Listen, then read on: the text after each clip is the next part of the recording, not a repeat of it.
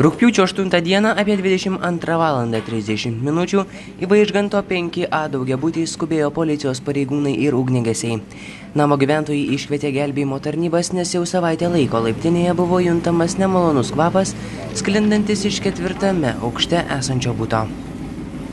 Raseinių televizijos žiniomis buto virtuvėje po stalu buvo rastas pradėjęs irti moters kūnas.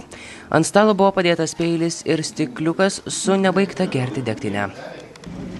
Kaimynai sako, jog moterį matydavo retai, moteris mėgo išgerti.